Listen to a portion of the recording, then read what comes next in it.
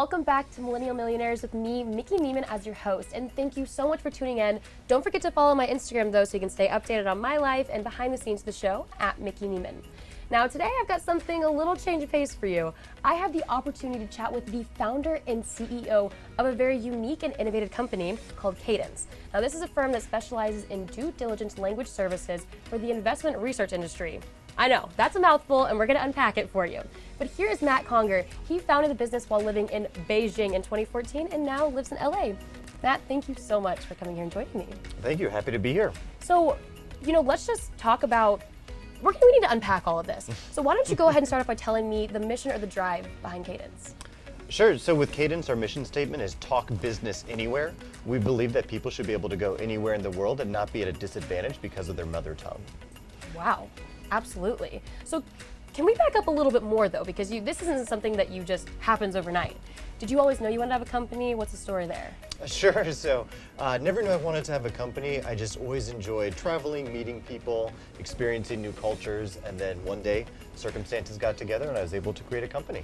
And we're gonna back up a little bit because we're gonna Sure. talk about that as well, because there's a great story there, I'm assuming, as well. But let's go to your educational background. Can you talk about that? Because I'm assuming you need to have some sort of education to be able to in this industry. And I also want to see what kind of languages you can speak. Oh, okay. Well, challenge accepted.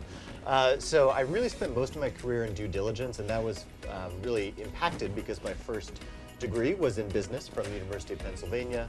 Then I got an engineering degree afterwards from Stanford, and so they were very serious, very intense degrees that put me in a lot of business situations where we had to do a lot of research and make a lot of decisions.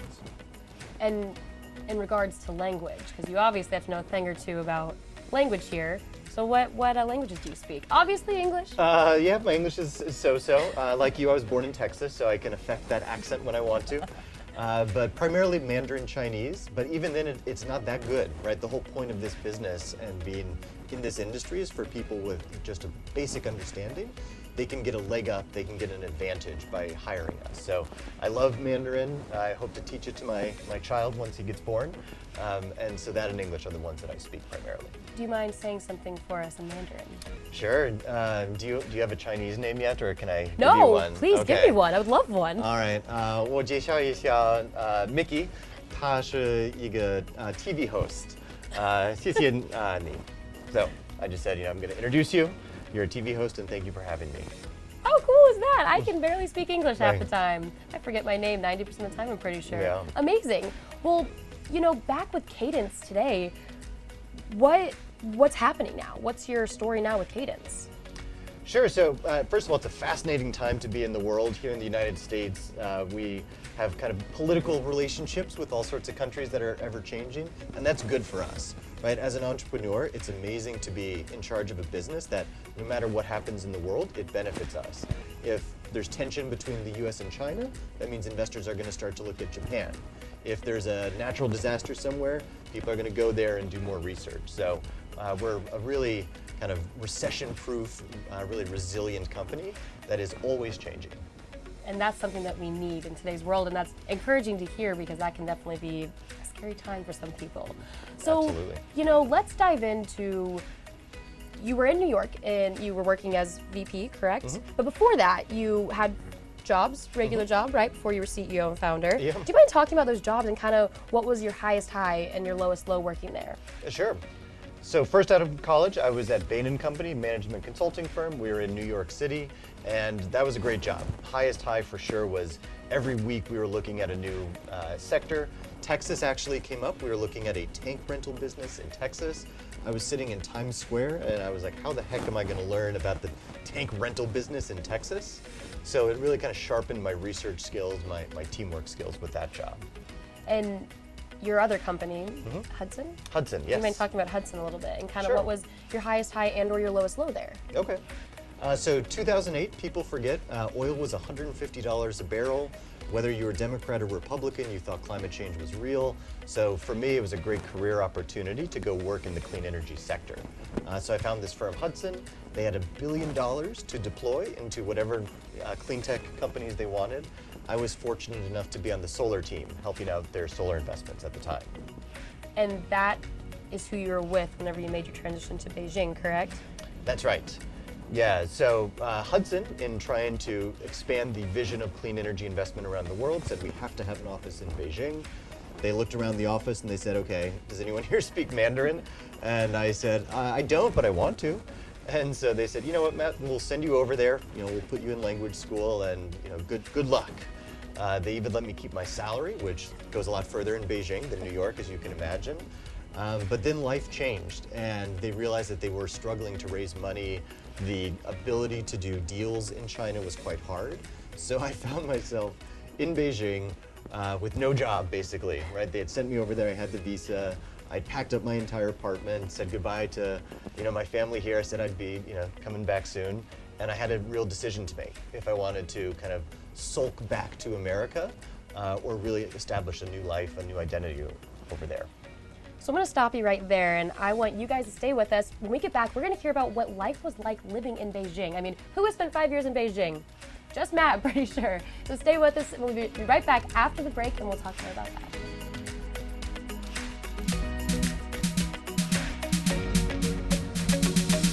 It's a trying time in our history, but we'll get through this together. This is Kathy E. Bennett & Associates' mantra right now. CEB is one of the first jury and trial consulting firms in America. CEB does focus groups all over the U.S. on cases that are coming to trial.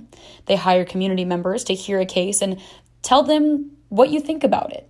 The best part, you get paid. I mean, seriously, when was the last time that you got paid for simply giving your opinion? Well, if you want to learn more about how you can participate, head to cebjury.com or find them on Facebook at Kathy E. Bennett & Associates or on Instagram at cebjury.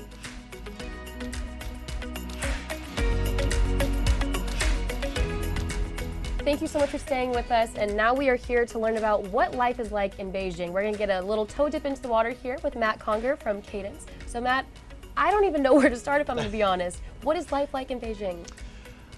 So I say that my relationship with Beijing is the most complicated relationship of anything in my life. There are days I love it, there are days I hate it. You do feel like you're at the center of the world there, right? When world leaders come through, they shut down traffic in a way that we don't do here in America.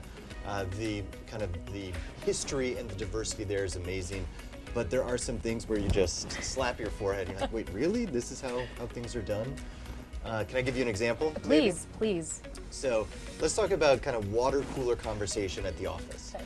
right? In America, did you see the Jets game last night or whatnot? In Beijing, they talk about la dudza, which is literally translated means pulled stomach, but you and I know it as diarrhea.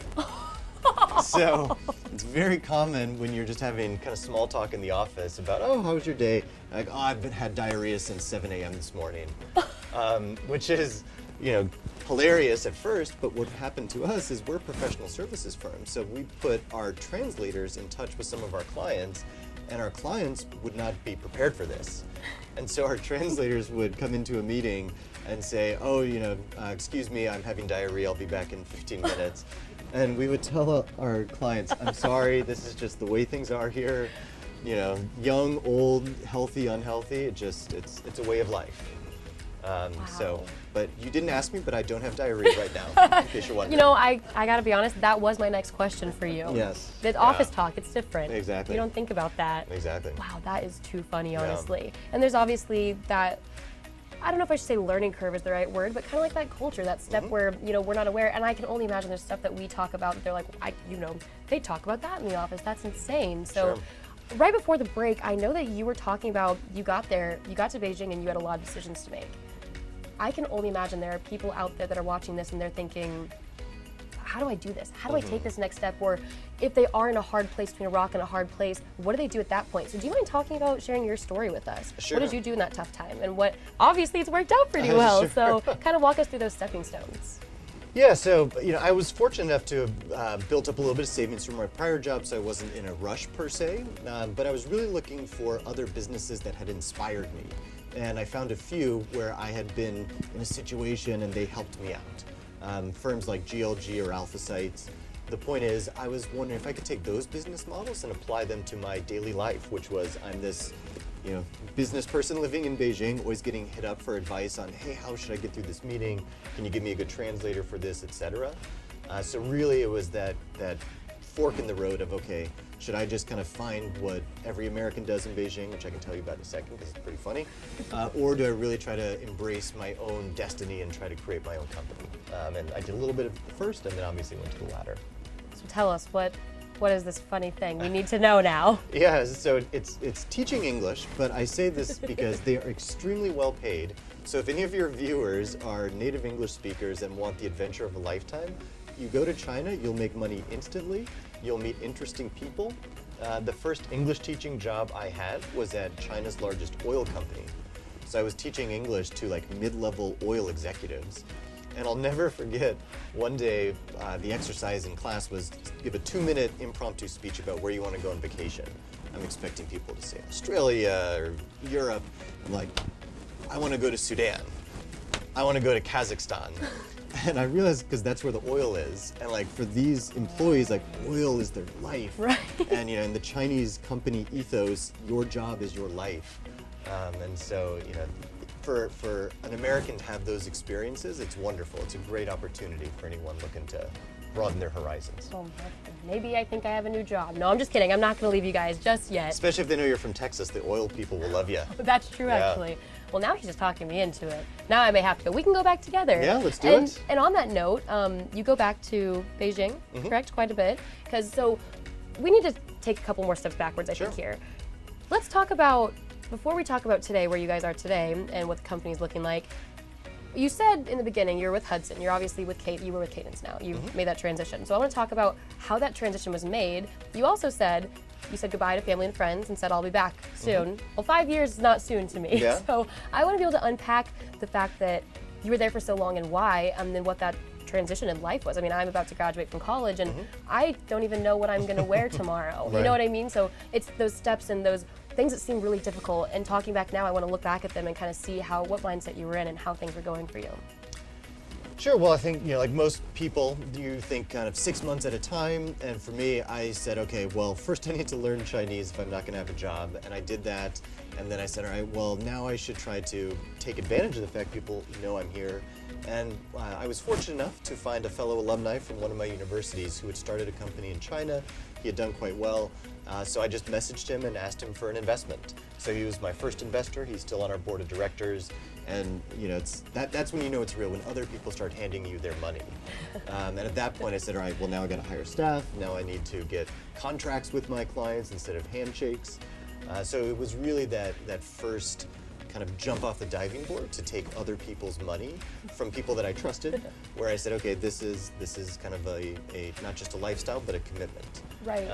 We now have employees both in Beijing and Los Angeles, in part because, let's be honest, I knew that Beijing wasn't going to be my home forever, and the identity of the company is one that's very global. So we wanted to make sure the sun never sets on the Cadence empire. So we had to get an office overseas, which for us meant California. Absolutely. And I should have asked this earlier, but why Cadence? How did the idea come about? How did you have this $1 million idea? So at the end of the day, I feel that investors will pay anything for an advantage.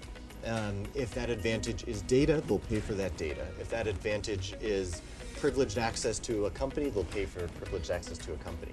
Translation is really a little bit of both, right? If you meet a company executive and they don't speak your language, if you really want to understand kind of their core message, you hire a translator, right? And so for me, I said, okay, this is something investors are going to pay for. I looked at how the translator industry was structured. It was a total mess.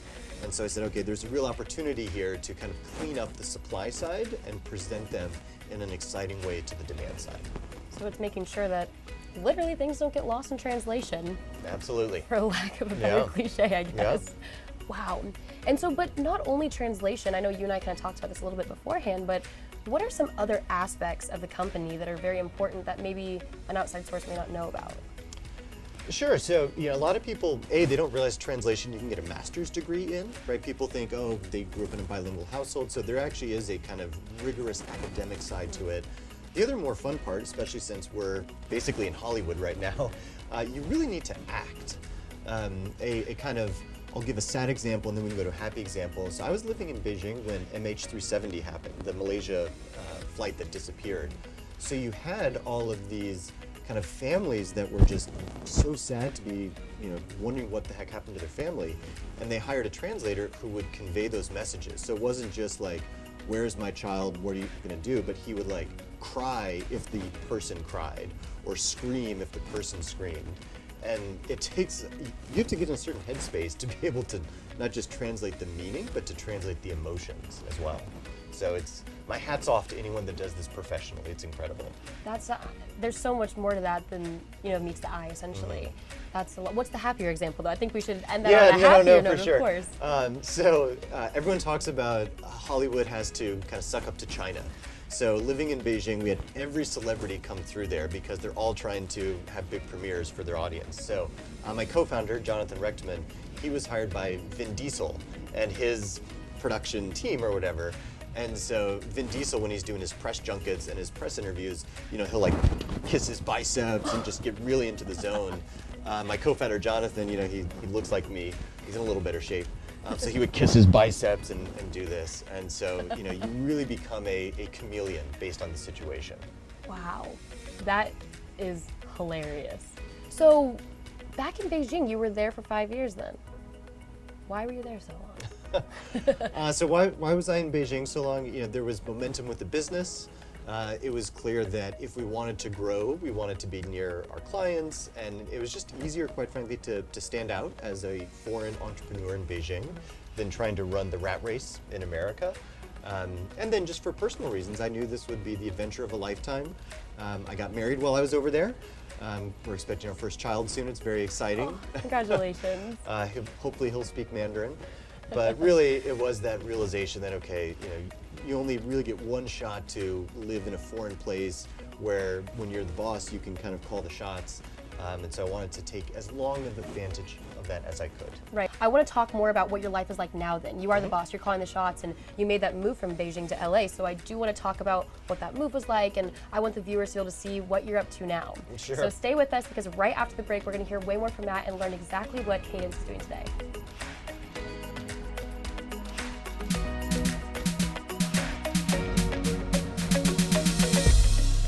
The anti-aging angel Angela strives to keep it real. Angela had a front row seat in 2004 when derma fillers were first introduced and has been performing facial sculpting since its inception. She excels as an injection specialist in Botox, Dysport, Sculpture, Radius, Juvederm, Restylane, Perlane, and that's just to name a few. Angela has a wonderful eye to visualize the outcome and skillful hands and expertise to bring you the look that you desire. Angela is all about balance, balancing the right products, treatments, and lifestyle to maximize your potential to look and feel your very best. Angela works in the Dallas-Fort Worth area, but if you have any questions, email her at injectionsbyangela@gmail.com.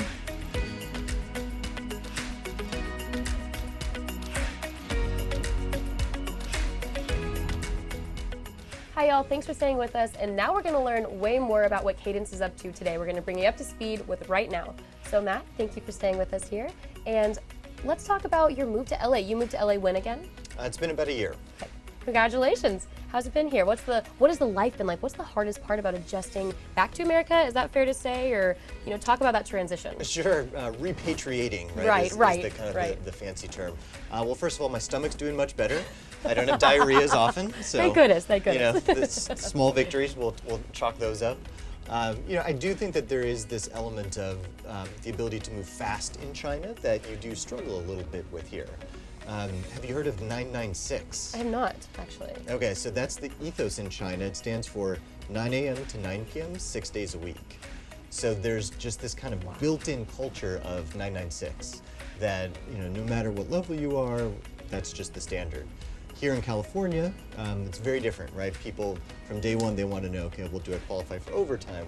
When, how many hours until I get my break? It's a much different ethos. And so I will admit that I kind of miss that intensity that you get over there.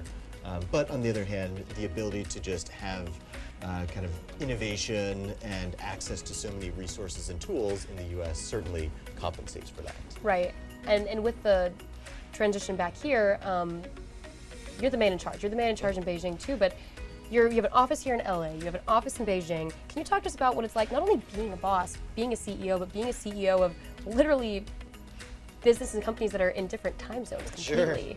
Sure. And 16 or 15 hours apart, no less, too. Oh my gosh, not an easy time zone, not an easy time change to keep up with. For sure. So for us, it was really important we established communication norms. So we said, okay, this is what's important to the Beijing office. They want to be contacted using Slack during these hours and WeChat using those hours. And we also instituted a culture carrier program, so people that achieve a certain performance review score, they get a free trip to the other office. So that's been quite fun. We just started it, really kind of cross-pollinates the culture, but that's essential because otherwise you end up building these kind of silos that don't talk to each other. Not gonna lie, we take photos from the LA office and the Beijing office always gets jealous. Then the Beijing office goes out and they'll go to like a Mongolian feast with like lamb and yogurt and yurts, and then we get jealous. So we do try to one-up one another, but really if we hadn't established those communication norms early on, chaos could have ensued. Going off of the establishing things early on, what are some, if you had to look back, let's say it this way, if you had to look back at yourself, what's some advice you'd give to Matt, let's say 4 years ago? 4 years ago. 4 years ago, Matt. Sure. Some of the best advice I got was, okay, if you want to make a $100 million company, there's a few ways you can do it. You can sell 1 billion things for a dime, you can sell 100 million things for $1, et cetera, et cetera. And I knew early on that to get to 100 million, I wanted to sell 100,000 things for $1,000. But every decision really plays out from there in terms of who you hire, who you surround yourself with, your pricing strategy. It all comes down to kind of those tiers. And I wish that had been something that I had realized a while ago because I would have made, let's just say, better decisions. Well, you're obviously making great decisions because, again, you have an office in Beijing, an office here in LA. So looking towards the future, what can we expect to see from you and from Cadence? Well, who knows what the world is going to do, right? Every day I read the newspaper, I'm like, oh, okay, our Japan demand is going to be up because of this crazy stuff. But in terms of Cadence, what I'm passionate about right now is actually getting the supply side, getting these translators more aware of the financial world. You talk to any professional translator and they view the pinnacle of their career as the United Nations. They think that, if only I can be one of those people in the General Assembly. And I've tried to say, no, go work for a hedge fund. You'll make a lot more money, you'll be much happier. I tried and failed to introduce a hashtag in our social media. What was the hashtag? Hashtag Geneva versus Greenwich. And I can tell from your reaction it hasn't caught on yet. It's not trending yet. Well, we'll get there. Maybe this can be it. This can be the we're trend. Trying, but really it is that notion of professionalizing the translators, making them realize there's a much wider world out there that I think is a lot more lucrative. Absolutely, and you've seen a lot of the world too, and you've had the opportunity to travel a lot. And just before we wrap up here, I want to talk about what does your week look like? You as CEO, you as Matt also. Mm-hmm. Can you kind of walk us through? What is it like? Someone who wants to be an entrepreneur, wants to have their own company. What can they expect? So, everything comes down to people. You can set up as neat of systems as you want, but the acceleration or chaos is always caused by people. And so when you look at kind of what a week is like, it's really about, well, who are the key folks that I need to check in on, who kind of needs that extra nudge. For recruiting, who are the people that I'm trying to close, that I want to join the team next year. So for a while, I used to keep my office door kind of closed and I'd have like headphones on. And that was the complete opposite thing, right? I try to be as approachable to the team. I never want to have anyone taking lunch by themselves. So really, a week at this point in my entrepreneurial journey is all about the people. Absolutely. Something that I think we all need to remember. Check up on people too. Be there for them, be approachable. Well, especially if they have diarrhea. Especially if they have diarrhea. Something that you should absolutely check in on. Yes. Last question for you I have is, what do you want people to remember about you? What do I want people to remember about me? Remember you by, I guess, maybe. Sure.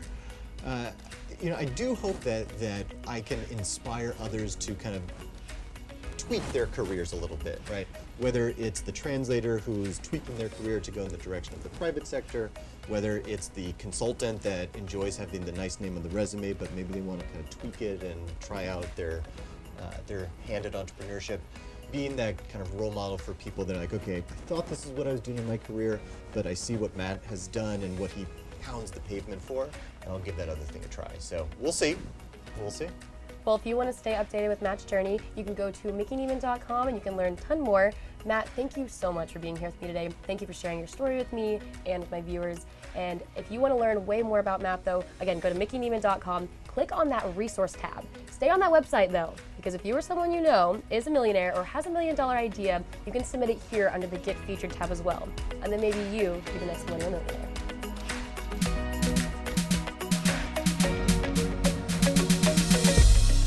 Bringing most bands to shame, Austin, Texas favorite Forever Starts Today knows exactly how to hit hard.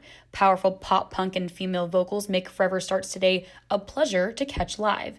The youthful and constant rhythm produced by the band keeps you wanting more. Taking the local scene with a whirlwind of shows, screaming fans, and bumping fists, FST is a name to keep on your radar. Having highly skilled musicians making up the band, it's really no surprise to your ears when you hear their level of immense talent in the form of music. Stay tuned because right after this, we have a quick minute-long clip from their most recent music video, Reckless.